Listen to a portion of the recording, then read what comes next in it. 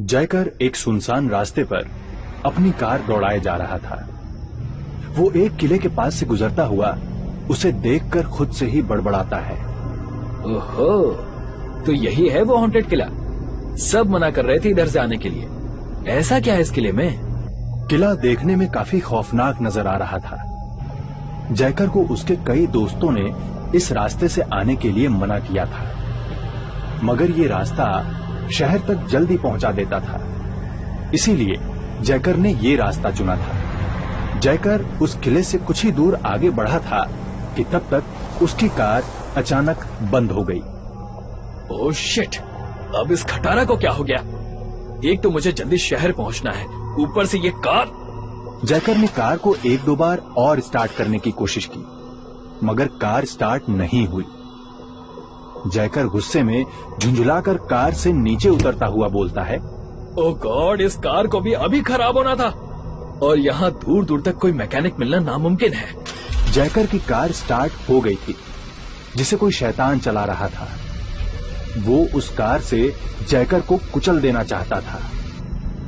Car मौत बनकर जयकर की तरफ बढ़ रही थी। जयकर पीछे मुड़कर भागने की कोशिश करता है और उसका पैर एक पत्थर से टकरा जाता है। जयकर गिर जाता है। उसे अब सामने अपनी मौत साफ साफ नजर आ रही थी। नहीं, मुझे मत मारो, मत मारो, कोई मुझे बचाओ, कोई बचाओ, बचाओ मुझे। तब तक कार उसके बेहद करीब आ चुकी थी। जयकर की आंखें खौफ से फटी जा रही थीं। कुछ ही देर में जयकर की आंख खुलती है। उसकी कार अभी भी उसके सामने खड़ी थी। उसके बगल में एक लड़की खड़ी थी जिसका नाम रिया था और वो बहुत ही खूबसूरत थी। जयकर कुछ देर पहले की घटना याद करता हुआ फिर से डर जाता है। वो अजीब सा दिखने वाला आदमी, वो मुझे कार से कुचलने वाला था। घबराओ नहीं, वो जा चुका है। थैंक गॉड, वो चला गया। मुझे तो लगा था वो मुझे मार ही देगा। हाँ, फिलहाल के लिए तो वो चला गया है, मगर वो तुम्हारा पीछा इतनी आसानी से नहीं छोड़ेगा। वो फिर आएगा। वो फिर आएगा? लेकिन वो है कौन और मुझे क्यों मारना चाहता है? सब बताती हूँ, मगर सबसे पहले हमें किसी सुरक्षित जगह पर चलना होगा। मुझे बहुत डर लग रहा है और मुझे कोई आइडिया नहीं है कि यहाँ कहाँ सेफ जगह मिलेगी। वहाँ है सुरक्षित जगह। तुम चाहो तो मेरे साथ वहाँ चल सकते हो। मगर मैंने तो सुना है वो किला हॉन्टेड है। ये सब अफवाहें हैं। इस इलाके में इससे सुरक्षित जगह कोई नहीं है। अगर तुम्हें अपनी जान प्यारी है तो मेरे साथ चलो।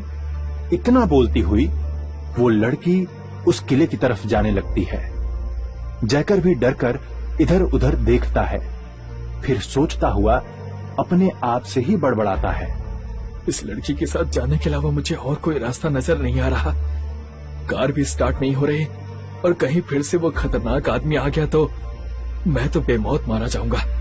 इतना सोचता हुआ जयकर उस लड़की के पीछे पीछे चल देता है, मगर अंधेरे में देखते ही देखते वो लड़की ना जाने कहां गुम हो जाती है। जयकर उसी जगह खड़ा होकर सोचने लगता है, अरे अभी तो वो लड़की मेरे आगे आगे ही चल रही थी, फिर अचानक से वो कहां गायब हो गई? वो जरूर उस किले में गई होगी और अगर मुझे अपनी जान बचानी है तो मुझे भी उसी किले में जाना पड़ेगा। जयकर अब उस किले के अंदर पहुंच चुका था। उस किले में अजीब सा सन्नाटा छाया हुआ था। उस अंधेरे किले में हल्की रोशनी आ रही थी। जयकर इधर उधर देखता हुआ रिया को आवाज लगाता है, हेलो मैडम, आप कहाँ हैं? मुझे आप नजर नहीं आ रही। जयकर रिया को एक दो बार आवाज देता है। तभी अचानक उसके पीछे से आवाज आती है, क्या तुम मुझे ढूंढ रहे हो? मैं यहाँ हूँ। हाँ, मैं आपको ही ढूंढ रहा था। क्या इतने बड़े किले में आप अकेले ही रहती हैं? मेरे मॉम डैड कुछ दिनों के लिए बंगलुरु गए हुए हैं। तो फिलहाल मैं तो अकेले रहती हूँ। इसके अलावा हाईवे पर दयाराम की आत्मा जिस को मारने की कोशिश करती है उसे मैं बचाती हूँ, और उस रात यहाँ वो मेरा मेहमान होता है। तो क्या ये वही दयाराम है जिसने मुझे मारने की कोशिश की थी? हाँ, वही है दयाराम। मगर वो है कौन और मुझे क्यों मारना चाहता था? उसका नाम दयाराम है। वो इस इलाके में बकरियां चराया करता था। एक दिन वो बकरियों को साथ लेकर सड़क पार कर रहा था कि अचानक एक तेज रफ्तार ट्रक ने उसे उसकी बकरियों के साथ कुचल दिया। दयाराम मर गया, मगर उसकी आत्मा आज भी इस इलाके में भटकती रहती है और यहाँ से गुजरने वाले लोगों को परेशान करती है। उफ, मुझे क्या करना चाहिए? मुझे कुछ समझ में नहीं आ रहा। तुम परेशान मत हो, आज की रात इसी किले में ठहर जाओ, सुबह होते ही चले जाना। जयकर रात गुजारने के लिए उसी किले में ठहर जाता है। इधर जयकर की कार सुनसान रास्ते पर लावारिस खड़ी थी। वो कभी अपने आप स्टार्ट हो जाती थी तो कभी अपने आप बंद। ऐसा लगता था जैसे उस कार के अंदर कोई था। कुछ ही देर में उसी रास्ते से 3 चोर गुजरते हैं, श्याम, अजहर और सिद्धू। और सुनसान इलाके में उस अकेली कार को देखकर वो आपस में बातें करने लगते हैं। यार, इतनी रात में कार साइड में लगाकर यहाँ कौन मस्ती कर रहा है? कोई भी हो सकता है, हमें क्या पता, हम तो इस इलाके में नए हैं। वैसे मौका अच्छा है। तीनों एक दूसरे की तरफ मुस्कुराते हुए देखते हैं और इशारों ही इशारों में प्लान बन जाता है। अजहर और सिद्धू उस कार को घेर कर खड़े हो जाते हैं और श्याम अपनी बंदूक निकालता हुआ ड्राइविंग सीट के कांच पर खटखटाता हुआ बोलता है, कार के अंदर कौन है? चुपचाप बाहर आ जाओ वरना खोपड़ी खोल दूंगा। उस कार के अंदर से कोई आवाज नहीं आती। फिर अजहर बोलता है, मैं तो कहता हूँ इसका कांच तोड़ देते हैं। मैं 3 तक गिनूंगा और फिर गोली चला दूंगा। श्याम जब तक गोली चला पाता तब तक उन्हें किसी के हंसने की आवाज आती जो कि उनके पीछे से आ रही थी। वो एक खौफनाक हंसी थी।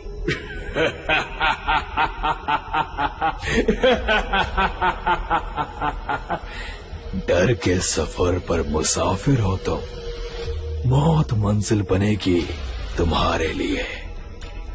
दयाराम का चेहरा देखकर तीनों की सांसें अटक गई थीं।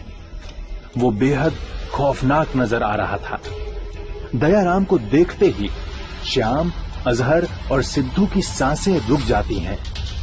वे अपनी जान बचाने के लिए सड़क पर बेतहाशा भागने लगते हैं।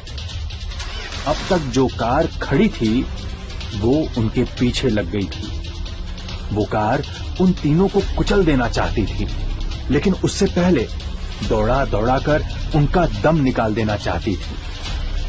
आखिरकार वो तीनों दौड़ते हुए थक जाते हैं और रुककर हांफने लगते हैं। वो कार उनके ठीक पीछे थी। कार अभी भी चाहती थी कि वो तीनों भागें, मगर वो इतना थक गए थे कि भाग नहीं सकते थे। फिर कार तेजी से बढ़ती हुई उन तीनों को एक जोरदार धक्का मारती है। तीनों की दर्दनाक चीख से इलाका गूंज उठा। तीनों मारे जा चुके थे। ये किसके चीखने की आवाज है? कौन हो सकता है? यहाँ ऐसी आवाजें आना आम बात है, तभी तो लोग इस रास्ते नहीं आते। लेकिन ये आवाजें हैं किसकी?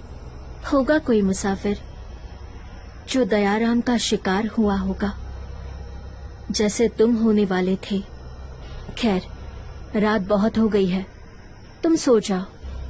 रिया उस कमरे से चली जाती है। जयकर किसी तरह उस किले में रात गुजारता है। अगली सुबह किले में जयकर सोया हुआ था।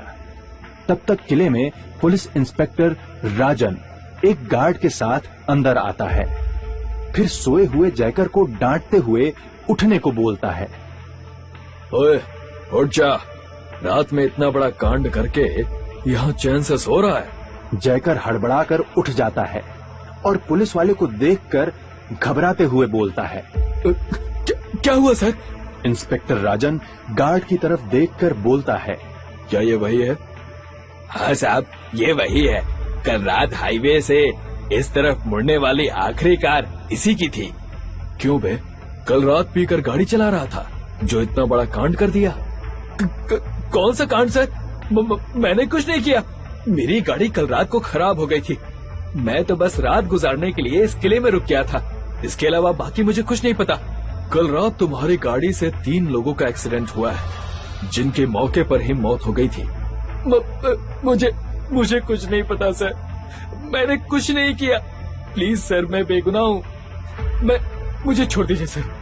वो लड़की उसने देखा था। मैं रात भर इसी किले में था। वो लड़की यही रहती है। मैंने पूरा किला देख लिया है, कोई नहीं है यहाँ। प्लीज सर, मुझे छोड़ दीजिए। मुझे छोड़ दीजिए सर। पकड़ने का काम पुलिस करती है, बाकी छोड़ने का काम अदालत का है, समझे? चुपचाप मेरे साथ चल लो, वरना बुरा हाल करूंगा। जयकर गिड़गिड़ाता ही रह गया, मगर इंस्पेक्टर राजन ने उसकी एक ना सुनी। वो उसे जबरदस्ती अरेस्ट करके अपने साथ ले जाता है। जयकर को अपने घर वालों की बात ना मानने का परिणाम मिल चुका था। कुछ सालों पहले इसी हाईवे पर रिया नाम की लड़की की कार से उस दयाराम चरवाहे का एक्सीडेंट हो गया था। रिया अपने आप को बचाने के लिए इसी किले में छुप गई थी। वो कई दिनों तक उस किले में छिपी रही और जब बाहर निकली तब तक दयाराम एक भयानक प्रेत बन चुका था। उसने रिया को उसी तरह कुचलकर मार डाला जैसे कि कभी वो खुद मरा था। मगर दयाराम का प्रेत इतने पर ही नहीं रुका। वो उस हाईवे पर गुजरने वाले लोगों को अक्सर उसी तरह मारता था। मगर रिया की आत्मा एक अच्छी आत्मा थी। वो अक्सर लोगों को बचाने की कोशिश करती थी, मगर वो हर किसी को तो नहीं बचा सकती थी जैसे जयकर को उसने बचाया। मगर श्याम, अजहर और सिद्धू को नहीं बचा सकी। लोग आज भी उस मनहूस हाईवे पर जाने से कतराते हैं।